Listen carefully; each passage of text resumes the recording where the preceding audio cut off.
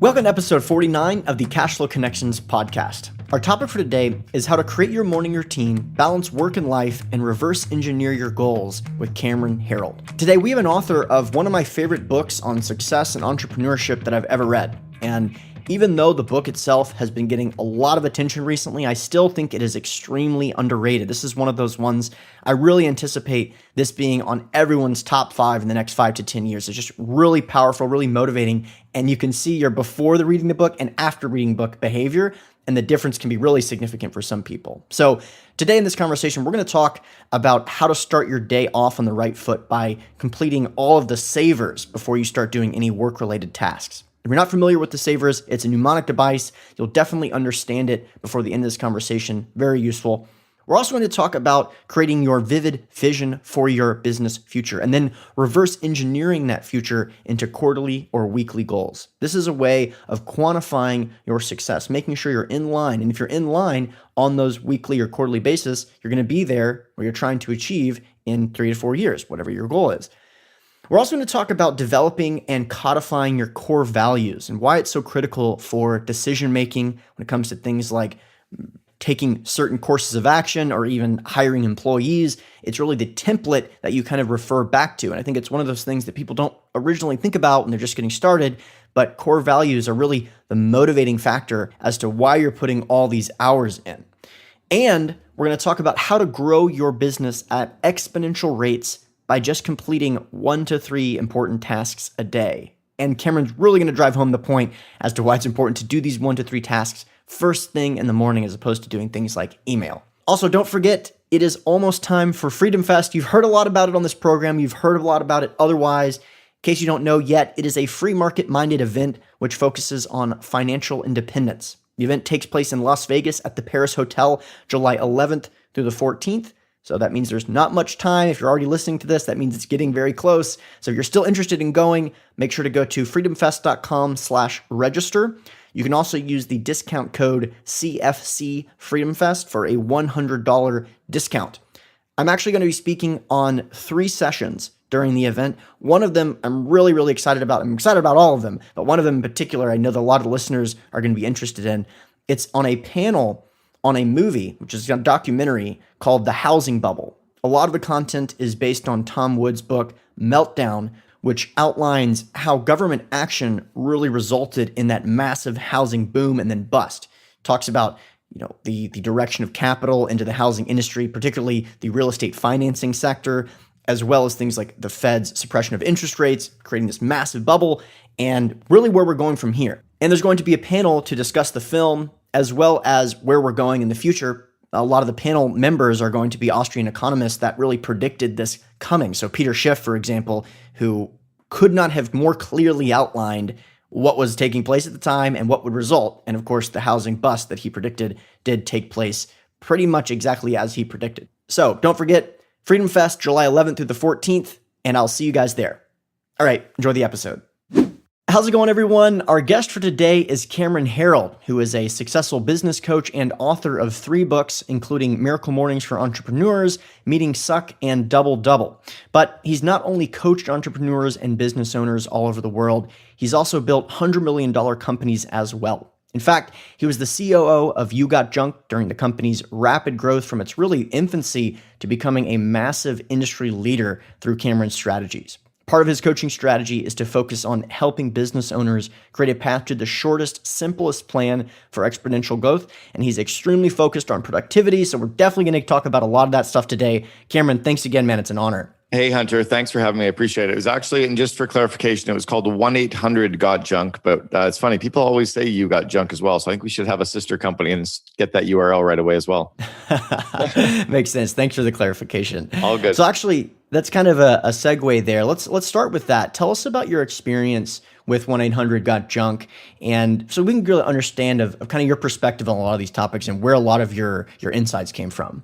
Sure. So I guess I was really groomed as an entrepreneur. In fact, I did a TED Talk that's on the main TED.com website. It's been on there for about 9 years about being groomed or raised as an entrepreneur.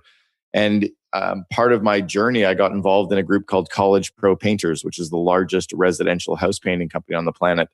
So I learned how to grow a franchise organization and how to build an entire franchise company. College Pro is the largest house painting company in the world.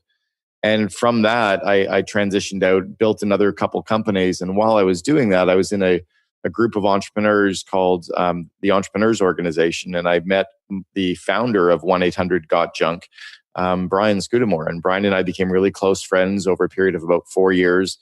And after leaving the private currency company that I was running, which we'd just sold, he asked me to come on and help him build 1-800-GOT-JUNK. And I used a lot of the systems that we'd used over the years to build the other companies.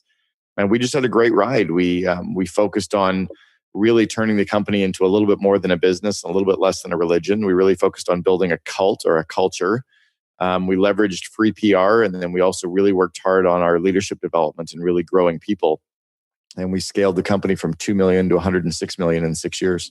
That's incredible. And actually, for anyone listening, we'll make sure to link to that TED Talk because I really like the overall thesis. I really like that perspective. And, I was really raised in a similar way. I very, very limited time in my career did I have actually a boss. I think my most official job was Cutco, which is probably the least official job of most people that are listening if they've ever worked for that company. So definitely agree with that thesis. And God, I love Cutco. And every time I turn around, I'm meeting somebody else who I really like from Cutco. I mean, Hal Elrod, who he and I co-authored The Miracle Morning for Entrepreneurs together, was Cutco. One of my best friends, John Rulin, is Cutco. Brad Weimart, great friend of mine from Austin, Cutco. Every time I turn around and meet one of you guys, what did they do? How did they find you? I think it's interesting. I think part of it was just who is actually drawn to that, right? So who is drawn to commission? Who is drawn to making your own schedule? Who can actually succeed when you actually have to go out and get your own income? And some people are just completely turned off by that. For me, that was really the only option. If there's no ceiling, I'm really much more attracted to it in that sense. That's really cool. And it's funny because I was recently looking to hire the first salesperson in our organization. I was looking for someone just to do direct sales of the book Meetings Suck and really look to have bulk book sales going. And then also for sales for the CO Alliance. And I specifically said in the job posting and on some social posts that I wanted a former Cutco salesperson. Fascinating. So, you mentioned Hal Elrod briefly. Let's talk about Miracle Mornings for Entrepreneurs. Just before we go into that, when did really creating a morning routine become an important part of your life? Was that before the authoring of that book, or is that kind of something that once you partner up with Hal, you realized how important that was? Well, it's interesting. I've had it on and off over the course of my life in different phases. When I was running College Pro Painters, I had a very solid morning routine that helped me run that business because it was very fast growth. When I was training for a marathon, I had a very solid morning routine because it got me into when I used to ski race. I had very solid morning routines, but I didn't practice them, consistently over the course of my life. And then Hal and I met. I'm in 4 major groups every year that I go and learn and keep growing my skill set. And one is called the Genius Network, which I'd say is probably the most impactful on my business that I've ever been in. And the Genius Network, Hal is a member of that. And he and I met at that event. And at the event, he asked me if I would co-author The Miracle Morning for Entrepreneurs with him. We were actually standing in a hallway in Joe Polish's offices. And when I realized that Hal had already done a great job with his business and with the original Miracle Morning, just to be asked to co-author the version for entrepreneurs, I said, for sure. And then I started studying it and started looking at the morning routines of other entrepreneurs. And I started to interview, some really successful entrepreneurs all over the world and get their insights. I talked to Arianna Huffington and Tim Ferriss and Joe Polish, and I talked to Yannick Silver. I talked to all these great entrepreneurs to find out what they were doing, and I realized that they had the similar common themes to what Hal was working on. So I've started to incorporate a lot of those into my life, and like you and I were talking about earlier, it has become a really solid part of my day, almost to the point of at times being a little bit obsessive, where I will have a list of around 10 or 12 things that I do on what I've at least tried to give myself to do now is if I do 5 of them, I've considered it a good day, but to try to do kind of all 15 gets a little bit insane. So as long as I do at least 5 of my morning habits every day, then I feel good about the day. In the book, you have guys use a mnemonic device called the Savers. Could you briefly just walk us through what that mnemonic device stands for and what a typical morning routine may look like utilizing those Savers? Yeah, so the Savers stand for, there's 6 things that the Savers stand for. The first, the S, is silence. And it's just starting your day with a couple of minutes of just silence, where you wake up in the morning and you just, instead of checking your email or hopping out of bed, you just lie in bed and give yourself a couple of minutes to just decompress and just listen. Just listen to the sounds, listen to your own voices, just decompress a little bit. The next one, which is the A, is your affirmations. So this morning, one of the first things I did when I got out of bed is I grabbed these mala beads that I've been wearing around my neck now for 6 months, these meditation beads, and I did the an affirmation for each of the stones. There's, I think, 121 stones on the mala beads. I said my affirmation 121 times today. So that affirmation is just a great way to kind of start your morning in a positive way.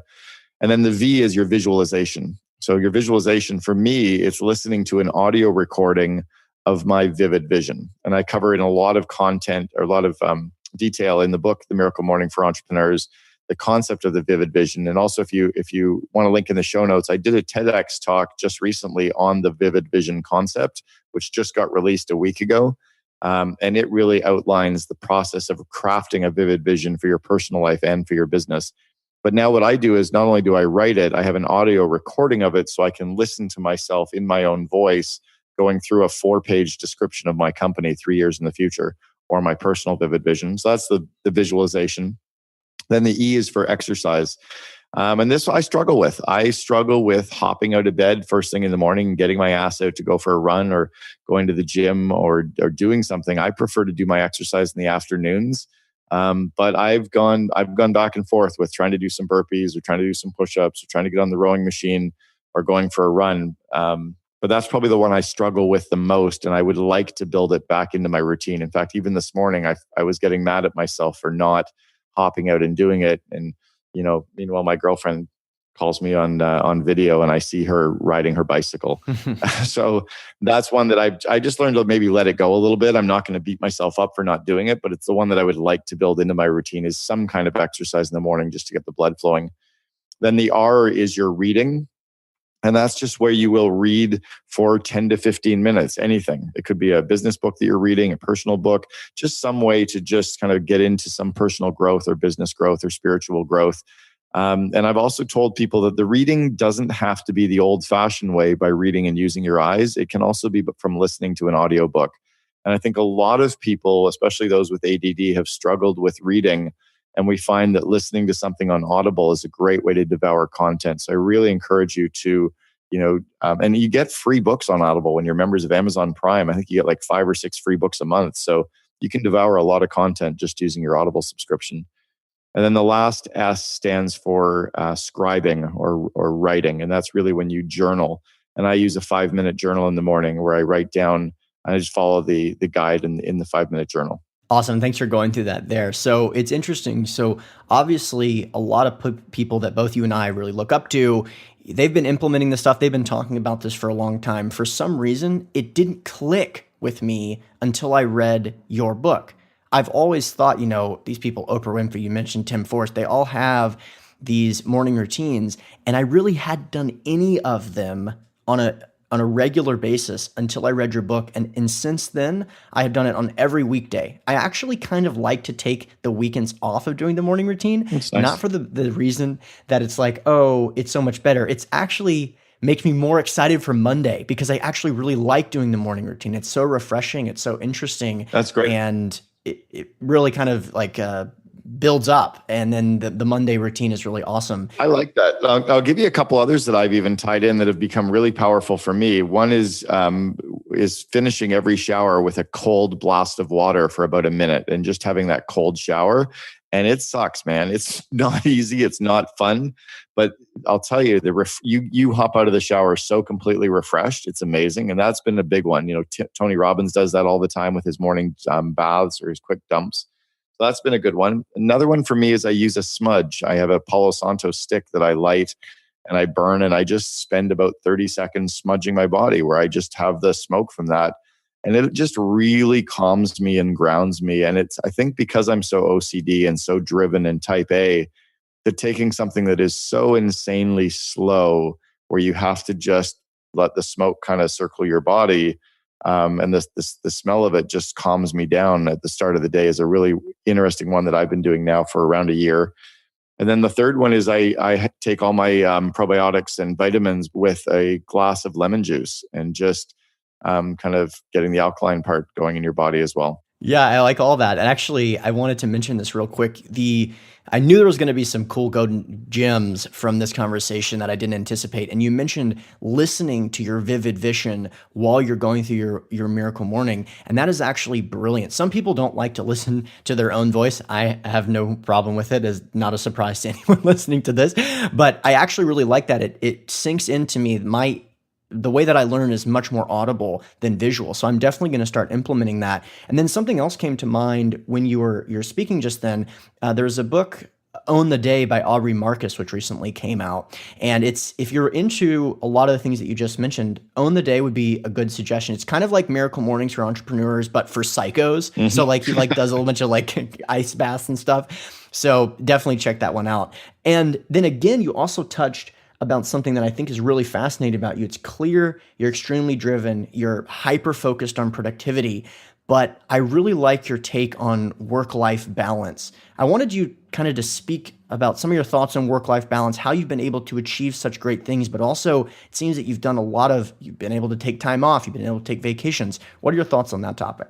Yeah, it's interesting. I was just at a wedding this past weekend in Napa Valley, and virtually everyone at the wedding was an entrepreneur. And I was talking to a few of the guys over drinks late at night by the fire, and just saying that I really obsess over life balance. And it's because I work so hard, but I don't work after 5:30 or 6 o'clock any day. Never. I just stop working. And then I also don't work weekends. I take every Saturday and Sunday off completely, where I don't do email and I don't do work and I don't sit and think about business, because I need to recharge my body. But then when I'm working, I work. And I'm focused and I'm driven and I get a whole bunch done. Like if you saw my day today, it's pretty intense. But again, by 5 o'clock, it's probably 4:30 today, I'll be completely done. All I'm doing is heading out the door to go for a run or go to yoga. It's going to be one of the two. And I take that time off. And then this evening, I'll be hanging out with my kids. So the reality that I learned is you're never going to get it all done. That if you keep you're almost lying to yourself saying, I'm going to work tonight to catch up. You're not going to catch up. As soon as you catch up, you're going to set more goals for yourself anyway. It's kind of like chasing the horizon, that if you say you're only going to be happy when you get to the horizon, you're never going to be happy. And I think a lot of entrepreneurs lie to themselves by saying, well, I really like work. Yeah, but you've done that at the expense of everything else in your life. You need to start re-engaging with your bucket list. So I encouraged a lot of people at the wedding to write their bucket list, their personal kind of dreams of what they want to do and try and learn and experience and places to go. And really, when you have that huge bucket list of maybe 101 things, start sharing that with your friends and your family, and you'll be amazed at how much fun it is to help each other check those things off. And then also just getting some hobbies and just deciding, like, what is it again that you want to start learning? I recommitted to myself last night that I really want to learn guitar, and I'm committed to now getting back into, practicing and learning guitar and getting the lessons starting again. And just it's having some of those hobbies instead of lying to ourselves and saying work is all that I'm going to do. Nobody wants to hear about what we do for work. None of our friends, when you're out for dinner or drinks or hanging out with them at the barbecue on the weekend, they don't want to know what you're doing for work. They don't want to hear about it. And the reality is you don't really want to hear what they do either. So we're kind of lying to ourselves. That's where my whole, principle and focus around life balance comes from. Yeah, it's interesting. You mentioned, going to a wedding with a lot of entrepreneurs, especially when you surround yourself with entrepreneurs. The tendency is that everyone's so obsessed with what they're doing. The conversations, it can be challenging to really create that work-life balance when your non-work life is so focused on entrepreneurship. So, for example, my girlfriend is also an entrepreneur. She does corporate events. And that business itself is extremely stressful. Being able to cut off at any time is really challenging for her, especially at the nighttime. Especially when it's getting close to an event. There's certain emails that just have to be answered. It's very challenging for her to balance that. What do you suggest for couples who are entrepreneurs and how they kind of balance that psychosis, even though it is exciting and really fascinating? Well, it's exactly the same thing. As you have to turn it off. So you have to check your cell phone and park it, either in the kitchen or park it at the front door at the end of the day. You have to give yourself maybe one evening a week where you allow yourself to talk work, but the rest of the time you don't. And schedule time during your busy day to be able to talk business or your company to each other. If you're building a company together, have a regular meeting time. Like, you're never going to call your VP of sales, 7 nights a week and talk to them at night when they're at home. So what are you doing talking to your spouse about it? The reality is that if you continually lose focus and don't have other hobbies and other activities and other things you're doing with your spouse, you're not going to be there, or they're not going to be there. At some point, it just gets boring. Totally. You mentioned, right? It is, remember, like none of us are getting out of this alive. Like this is just what we do to make money, right? This is not our reason for waking up in the morning. And you talk about, even Simon Sinek with the core purpose and understanding your why. That's just the why of how you make money. It's not the why of why you live your life. The why, the rest of our lives, we have to have a focus on as well. But we tend to put that aside, especially in North America, where, career. You go travel around the rest of the world and talk to entrepreneurs. They're not talking about their business. They're talking about all their hobbies and life and their activities and their friends and their family and their sports. And they really have compartmentalized their business. In fact, I was out for dinner on Friday night with a group of CEOs from Thailand, and we went to the French Laundry in Napa together. One of the CEOs owns 27 companies, but he didn't talk business the entire night because it's not who he identifies himself as. Mm-hmm. And I think we've kind of lost sight of that a little bit in North America. We need to reconnect with who we are and who we want to be and, what we're doing for fun. I would really rather have people, if they say, what do you do? Maybe I answer by saying I hike and I golf and I hang out with my kids and I cook and I like red wine. And they'll be like, what? Oh, you mean, what do I do to make money? Yeah, I don't talk about that. Right? Right. Well, makes sense, especially given, some of the things I've heard you say in other interviews regarding work-life balance. It makes a lot of sense. Now, just to bring it back to the business stuff real quick, because I do want to touch on vivid vision. It's a topic you mentioned earlier. Could you give us a description of what that is and what that strategy is in terms of building what people are really trying to accomplish down the road? Sure. So the vivid vision is essentially a 4 or 5 page written document that describes your company 3 years in the future. So most entrepreneurs have a good idea of what they want their business to look and feel like, but they don't explain it to their employees and their customers and their suppliers. The vivid vision is a way for you to lean into the future, lean out to December 31st, 3 years from now, and describe every facet of your company. So you would almost describe marketing, you would describe IT, you would write down 4 or 5 bullet points around engineering and operations and sales. You would talk about your market. You'd talk about the real estate market. You'd talk about what buyers are doing and buyer behavior and financing. You'd talk about every aspect of how you would see your business looking and feeling without explaining how it happened. And then when you can figure out what it looks like, you write up a first draft, a Word document that ends up being 4 or 5 pages, which you then give to a professional copywriter. And the copywriter will make it pop off the page. And then when other people read it, when your customers, your employees, your suppliers, potential employees, when people read that 4 or 5 page description of your company in the future, they get it and they can see what you can see. And that's when everything starts to light up and take hold, is because people can now, they can read your mind. They're all literally on the same page.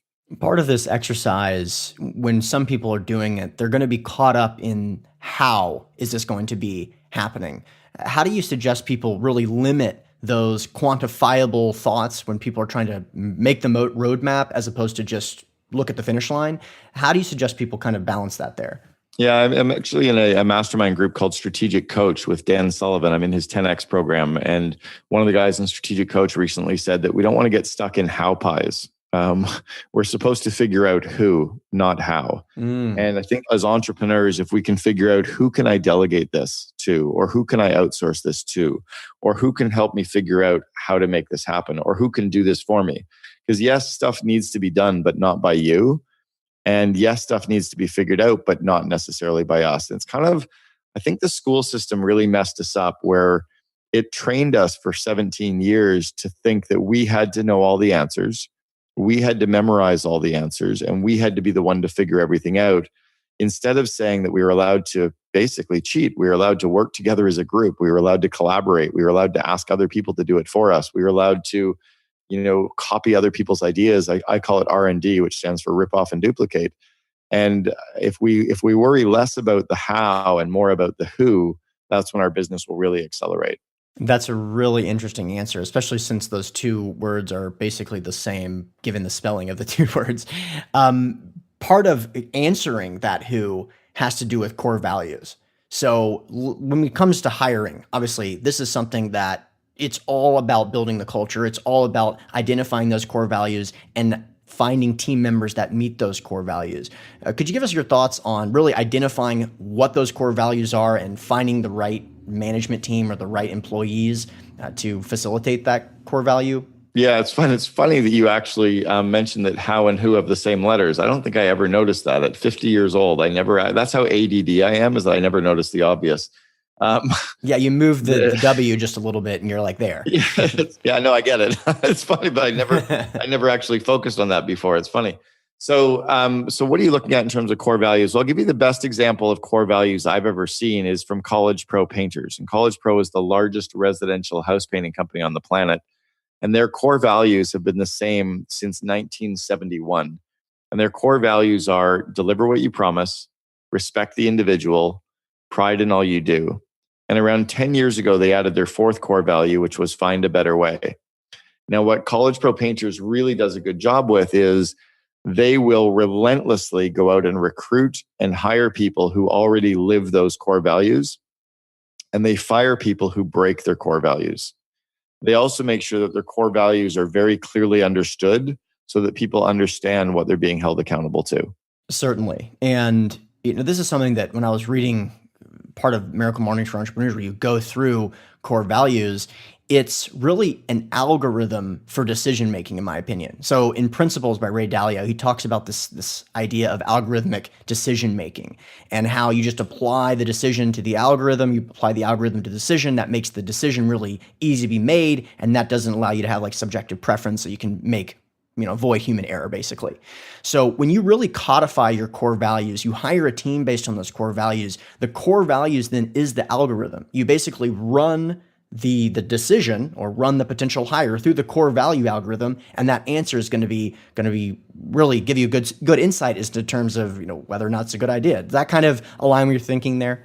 It does, exactly. And I think that's the key, is to have those as your starting point. It's interesting because I'm just redoing the core values right now for my company, the COO Alliance. And I'm really agonizing over ensuring that they're so clear, that they're not single words, they're short, very easy to understand phrases, that they make sense and that I can live by them and that I could hire against them. So currently the ones I'm kind of working with are, and I'm limiting it to 5, which is what I tell everyone, to have a maximum of 5 core values. But the ones that I'm almost ready to press play on are deliver what you promise, do what you love, grow big, act small, have some fun, and show respect for everyone. Mm-hmm. And I think for me, that really isolates exactly how I show up. I may even change the have some fun to have some effing fun, because I just kind of want people to just relax and have a good time, but also deliver what we promise, respect people, and do what we love, and then everything gets easy. And then in addition to that, you're hiring not only people who already live those core values, but you're also then hiring the right behavioral traits, which is kind of what you talked about at Cutco. They really looked for people who had the very similar behavioral traits. Then you can give them the skills if they don't have them already.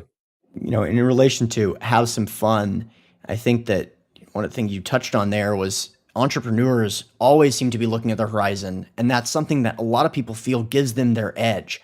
And they feel like if they're not constantly looking forward, they're going to lose that edge. They're going to slow down. But it's really important to congratulate yourself on your wins, to congratulate yourself on your highlight reel.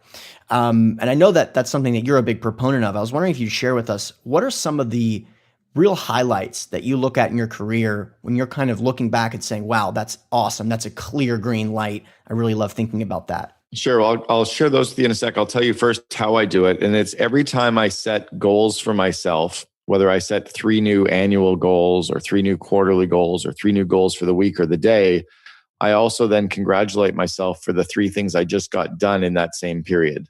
So if I'm setting 3 goals for today using my app Commit to 3, I have a daily accountability partner that I set my goals with. I also then congratulate myself for 3 things I got done yesterday. And I think it's a really good practice to get into, because if we forget to praise ourselves or feel good about ourselves for the stuff we're getting done, we can kind of get caught in that gap, as Dan Sullivan calls it, and we're always stretching towards the horizon. So the things that I would feel good about myself, if I go back over the years, building 1-800-GOT-JUNK, where we ranked as the number 2 company in all of Canada to work for, and twice ranked prior to that as the number one company to work for in British Columbia. That would be huge because our culture was so strong. In BC, people wanted to work for one of four companies. It was either ourselves, Lululemon, the Vancouver Olympics, or Intrawest, which owned Blackcomb and Whistler. And outside of that, there were a lot of really great companies, but those were the four that everyone was scrambling to try to work for. The fact that we got our company on Oprah and we had a very long spot on Oprah was a huge win. The fact that we landed 5,200 stories about our company at 1-800-GOT-JUNK was huge. My TED Talk, the fact that I did a talk that's on the main TED.com website, and I've done 4 TEDx talks now, has been really kind of fun. I think what I'm doing with the COO Alliance, and that we've started the only network of its kind in the world for the second in command, I'm really excited about that and proud of what we've built, because there's so many groups for entrepreneurs, but there was never a group for the person actually running the company for the entrepreneur. Right. My 4 books, I've got 4 books out, and the fact that I have 4 published books that are really great and strong and that I'm excited about. And the book Meetings Suck, people are buying a copy of Meetings Suck for every single employee. They're buying 100 at a time for their employees. So I'm pretty proud about that. And then I guess that I've got a great relationship with my kids through all this, that I've really over the years worked at building a better and better relationship with my 2 boys. And they're 17 and 15 years old, and we have a really great open communication and a lot of love and trust with each other. And that's taken a lot of work and a lot of struggles over the years, but really happy with that. Yeah, I'm certainly. And I really like that you closed out with that as well, because it really ties in this conversation quite well. Pushing pedal to the metal when appropriate and being able to focus on other things as well. And in a sense, really hyper prioritizing in the correct way. And I think that's a lot when it comes to, really efficiency. It has to be a matter of prioritizing everything in an appropriate way to maximize your time you get to spend with your family, to maximize your time you get to spend with your employees, et cetera. So I was wondering if you could touch on how you are able to accomplish this. I mean, productivity is a major portion. It must be a major portion of your life, given what you just outlined there. Yeah, and I have 17 of the 18 signs of attention deficit disorder, and I'm on the spectrum for bipolar. And so I think I've learned how to counter what would be looked at as my medical weaknesses or my, educational weaknesses. I've learned how to counter those. So I know that I have those tendencies to be a workaholic. So what I do is I put all of my personal activities into my calendar first. So I have all of my kids' school activities in the calendar a year in advance. I go to the school in June, like right now, to get next year's calendar. And I put all their activities, all their days off, spring breaks, everything in the calendar as a holding pattern so that I have days off on those same days. I book my personal vacation days. So I book I have a summer vacation coming up in the middle of August, going to Ireland with my 2 kids. I have a week coming up in early July where I'm driving my Tesla from Scottsdale up to Vancouver. I've got another full week in the beginning of September, end of August, where I go to Burning Man. I have those blocked in my calendar already as completely off. My assistant books every other Friday off, so I don't work 2 Fridays every month. And that's given me an extra 5 weeks vacation a year with those 26 days as well. So I just book off the days off. I have Calendly, which is a scheduling app that my assistant and all my clients use to book my time. They have blocked times already where I don't work between or after 8 in the morning, before 8 in the morning and after 5 o'clock at night. When I'm with my kids, I don't work before 9 a.m. and after 4 p.m. So the calendar already restricts my time that I have to work within. So I think those would be the basic ones. Yep, I like that a lot. And one of the things that I think was extremely powerful is especially focus on the Miracle Mornings portion, especially, which is that the most important task you're doing each day should be done earlier in the morning. And I'm actually a big proponent of getting those tasks, actually blocking out significant time to complete those tasks. So I don't like doing things in 30-minute increments that are really important. If I can do 2.5 hours of one particular task that's really going to put me in a position to grow my business, that's all I do from, let's say, 7:30 to 10. And I know that a lot of this I got from you when it comes to not answering emails in the morning. So briefly touch on why you're not a proponent of answering emails and how people can avoid that and think about the big picture. Yeah, so the big picture is, and I learned this from John Lennon and Paul McCartney. They talked about, if they wrote a really great hit song, they would make enough money from that song to build a swimming pool. And so they decided every day to try to write a swimming pool. They tried every day to write a song that would be big enough that would give them enough money to build a swimming pool.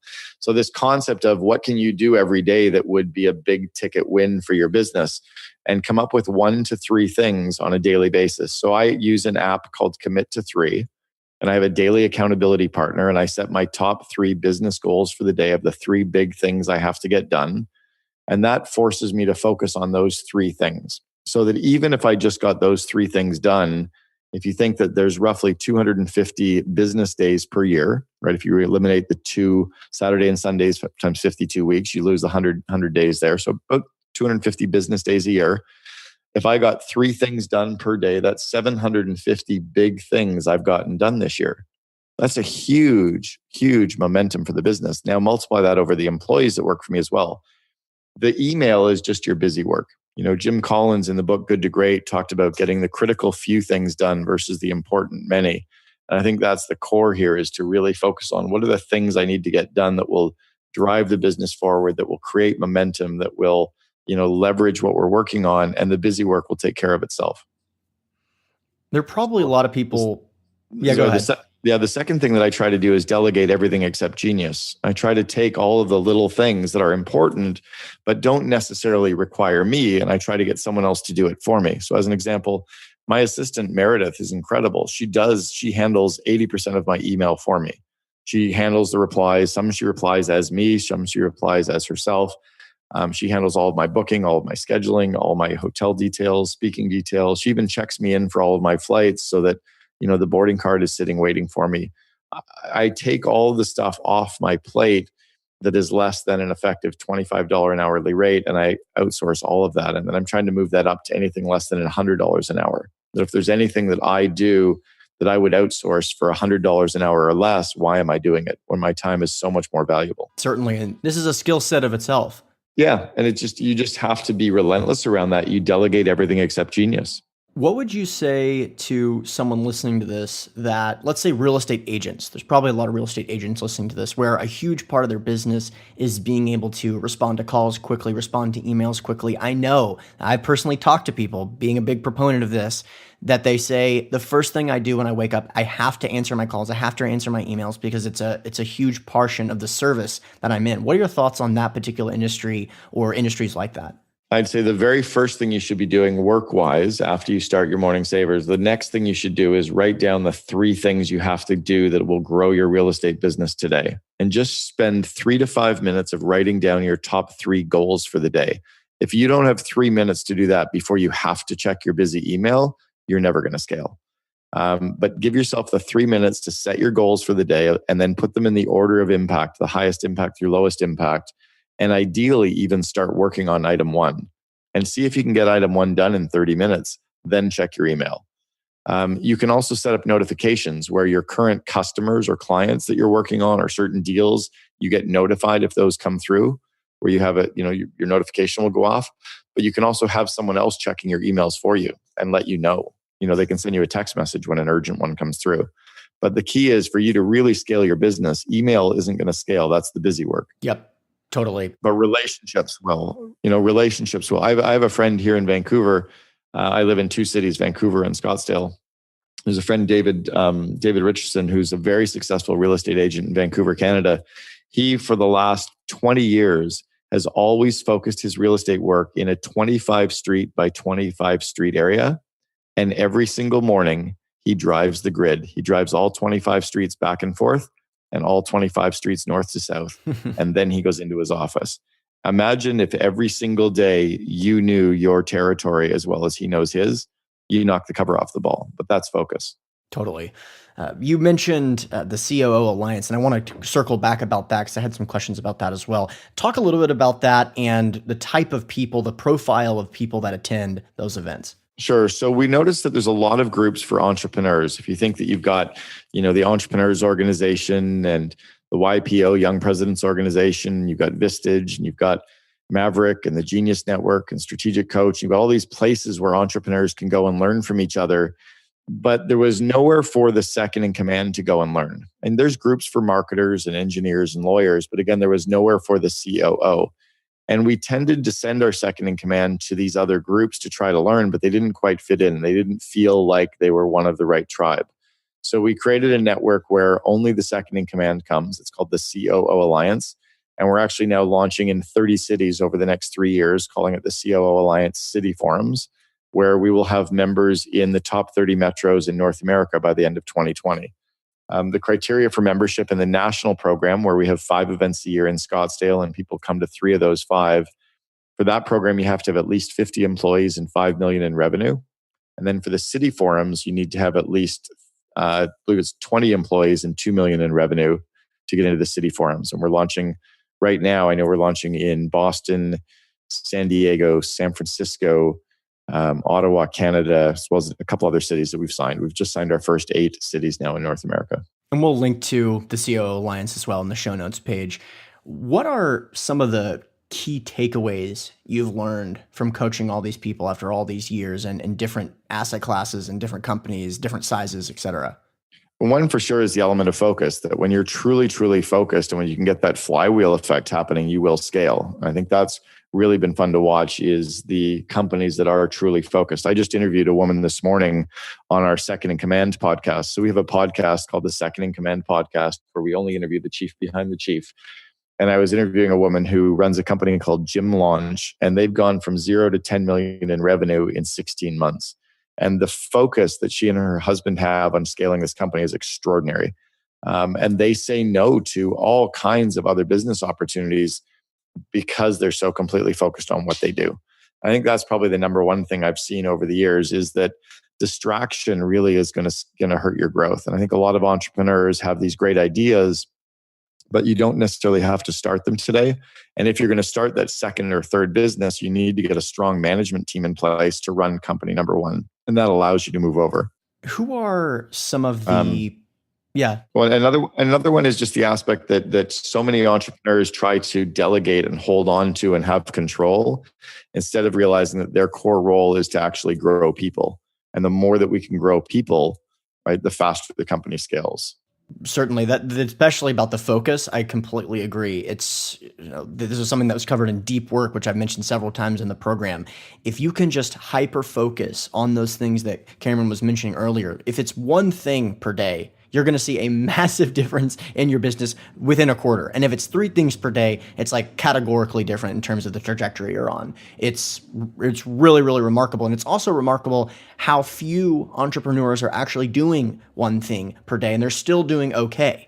So if you actually download the app, Commit to 3, which I do have, and commit to accomplishing 3 things that you set your mind to every single day that are actually going to help you grow your business, you're going to be really grateful that you listened to this podcast in the next 3 months.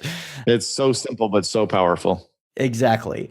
What are some of the most, I guess, not necessarily, successful, but influential? What are some of the people that you've been able to coach that you really say, wow, that's incredible, that I was able to really help them along their career or influence them in some way? Wow. Well, I wrote the PR manual and coached the team at grasshopper.com on their PR. I coached the CEO and founder of a company called Media Temple, and they became one of the best companies to work for in California and sold for well over 100 million to GoDaddy.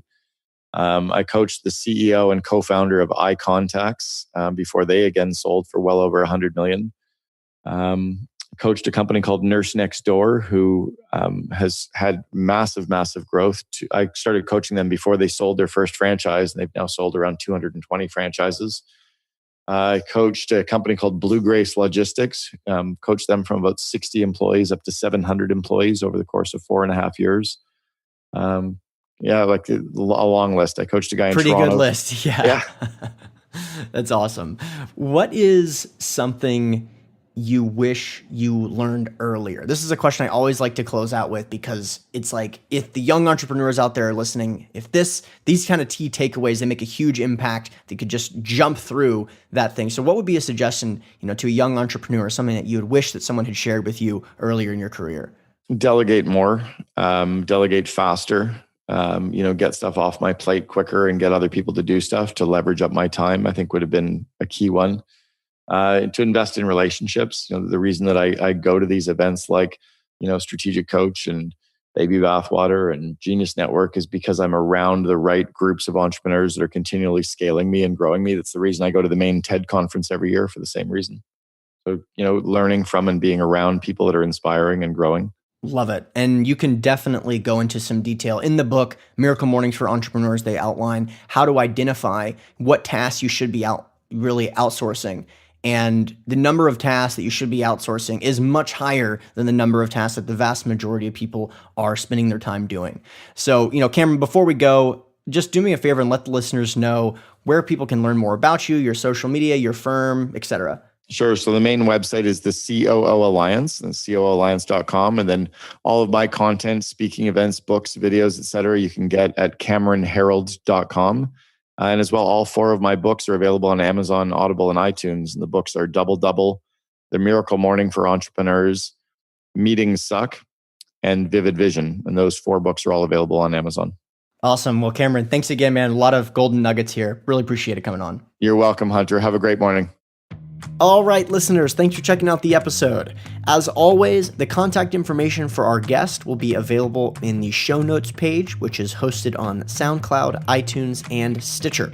Don't forget, if you want access to some of the free goodies that I'm talking about at the beginning of these episodes, like free ebooks, weekly investor emails, and articles about some of the most important investment-related topics, make sure that you have created an account with CFC, because this stuff is automatically available.